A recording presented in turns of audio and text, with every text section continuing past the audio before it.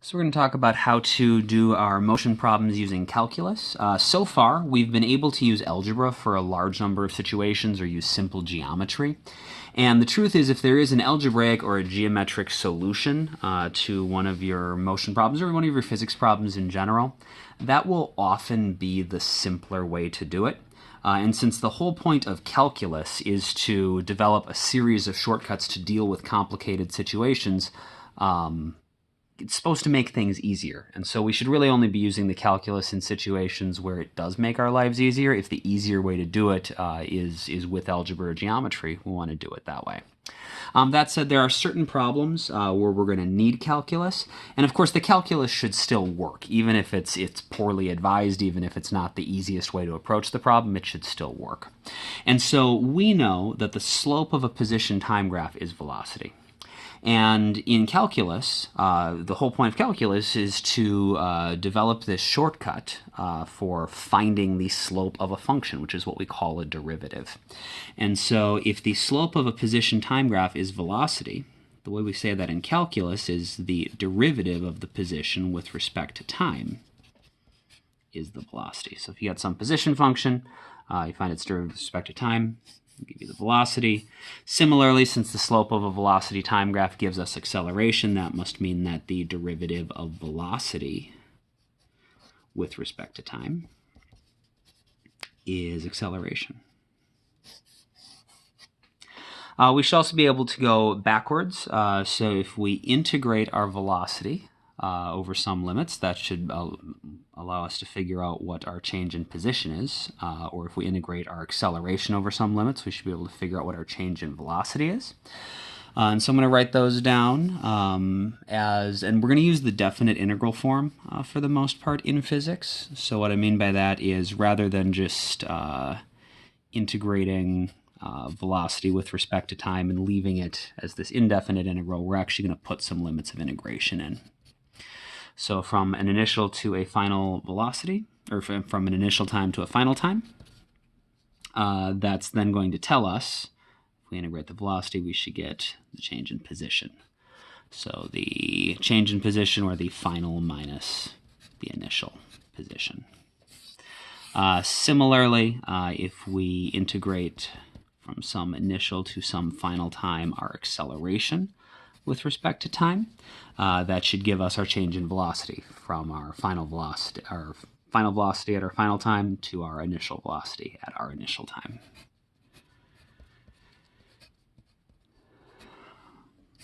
Some of you might prefer to use the indefinite forms of the integrals, where you have that constant of integration that you then have to solve for using some known limit or value. Mathematically, that still works. And you can solve these problems using the indefinite form with that constant. The problem with doing it that way is that if you're trying to spot check your work and see if it makes sense, not just did you crunch the numbers correctly, but can you actually make some physical sense out of the equations you wrote down and the math you did, it is often unclear what that constant is supposed to represent or why the constant is going to be a certain value. On the other hand, if we use the definite form of the integral, every single thing in this equation has some physical meaning. So this is the velocity of the object, and we are looking at what's happening from some initial time to some final time, so from 2 seconds to 10 seconds or whatever. And then on the other side of the equation, we just have its final position, where it ended versus where it started.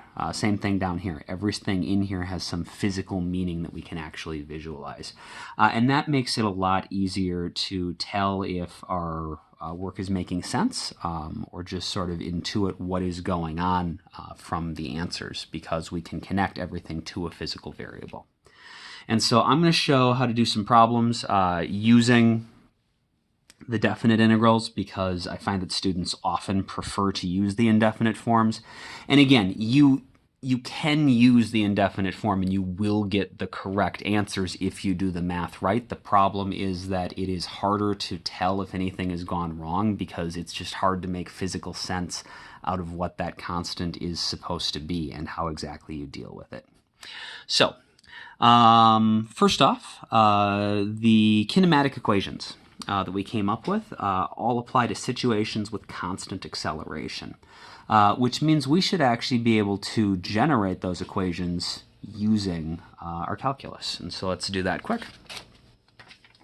We know that if we integrate from some initial time to some final time, our acceleration with respect to time, that should give us our final velocity minus our initial velocity. And so if our initial time is 0, and our final time we're just going to call t, and we integrate our acceleration, then the notation we use for our final velocity at time t is just v. And our velocity at time 0 is v naught. And so if we integrate from 0 to t, our acceleration with respect to time, we should get v minus v naught, or delta v. And so, of course, the integral of acceleration with respect to time is going to be at. We need to evaluate that from 0 to t. It's going to be v minus v naught. And so if we plug t in, we get at, minus if we plug 0 in, we just get 0. Equals v minus v naught. And you should recognize that we can rearrange this to get an expression for our velocity at any given time is going to be v naught plus the acceleration times the time, which checks out. That's one of our kinematic equations. That's one of the equations we said had to be true if the acceleration is constant. And we get that by just plugging some constant, whatever our constant value is, into our integral. And if we integrate our constant with respect to time, we'll get that equation. We should be able to do the same thing. We should be able to now integrate our velocity and get something that tells us our change in position. So we know that the integral from some initial time to some final time of our velocity with respect to time should give us our change in position, or our displacement, because change in position is displacement. So same thing, we'll go from some time 0 to some time t. And so from 0 to t, our velocity function, remember, that we just found is v naught plus at. With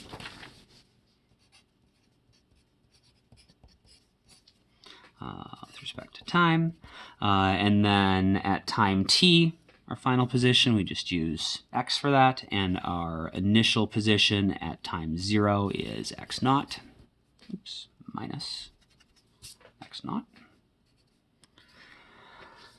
And so when we integrate this, we're going to get v naught times t plus at squared over 2, evaluated from 0 to t.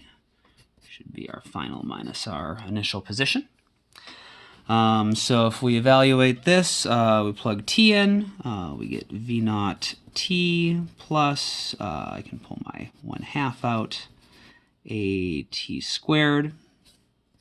Minus, evaluate this at 0, we just get 0 plus 0, so that's easy, equals our final minus our initial position. And so one way to interpret this is final minus initial position we know is displacement, and that should be 1/2 at squared plus initial velocity times time. That checks out. That's one of our kinematics. We can also take this and rearrange it to get the position function form of the same equation, just solved for final position. So if we solve for our final position, x, we got to move the x naught over to the other side. So x naught plus v naught t plus 1/2 at squared, which is indeed our position function.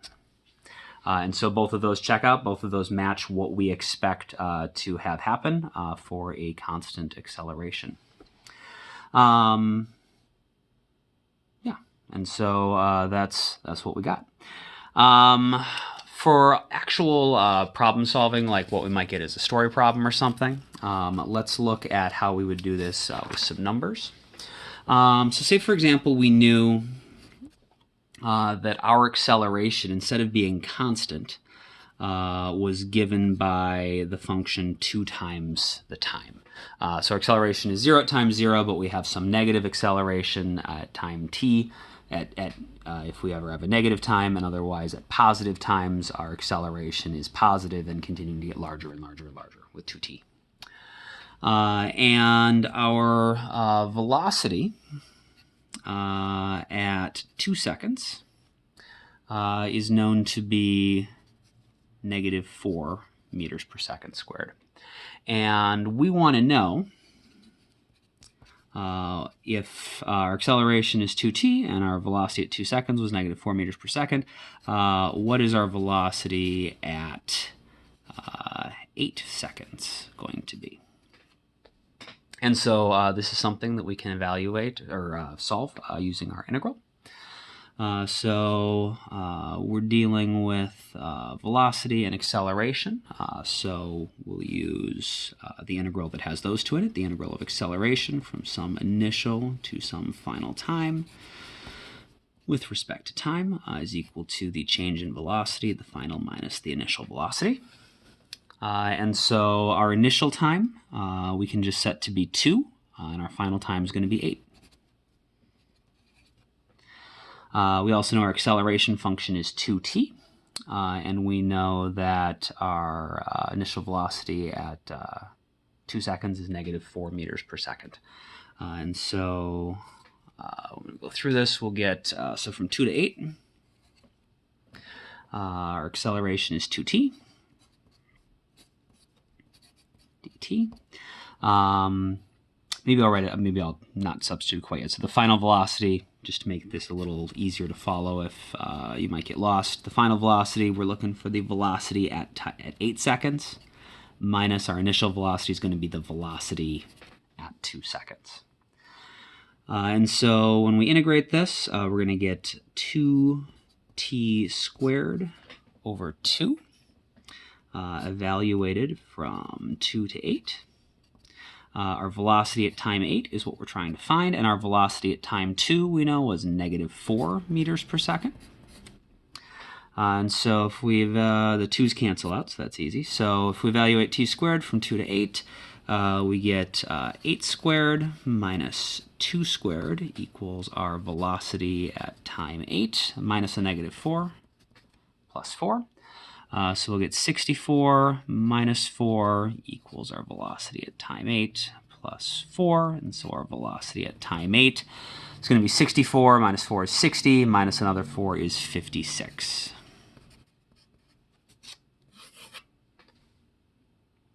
We can also use this to figure out just a general function for the velocity. So rather than a velocity at a specific point in time, we can just get a general velocity function. So let's say same conditions. So acceleration is 2t, and we know that the velocity at 2 seconds was -4 meters per second. And instead, we just want a function for velocity as a function of time. So find a function for velocity as a function of time. Okay, so we know if we integrate from our initial time to our final time, our acceleration with respect to time, we should get our final velocity minus our initial velocity.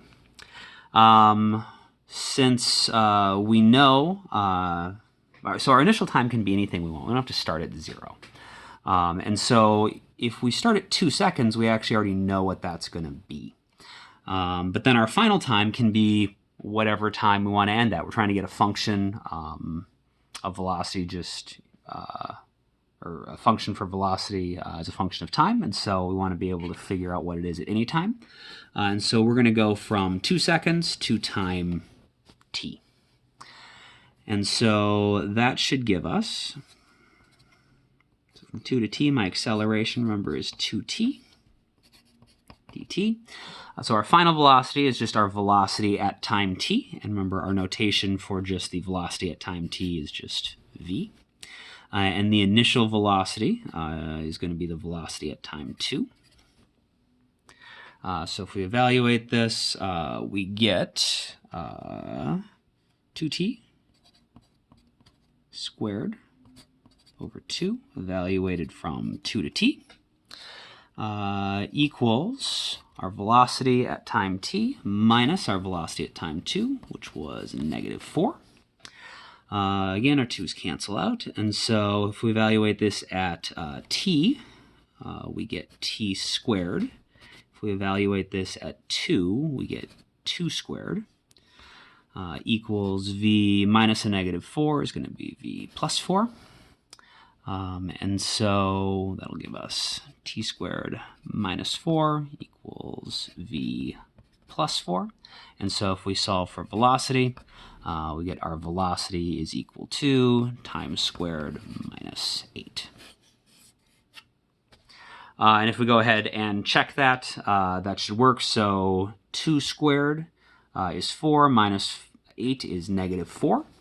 And when we solved for at time 8, at 8 seconds, we figured it should be 56. 8 squared is 64, minus 8 is 56. And so everything checks out. Again, you could solve this using the constant with the indefinite form. So when you just integrate, you get some function plus a constant. But it is more useful in the long run to be able to deal with this sort of definite form where we're actually evaluating it across 2 limits. And so I would recommend that you, even if this is less comfortable, that you practice when you're doing your problem solving for this chapter, actually trying to use the form of the integral where we're evaluating it across our 2 limits.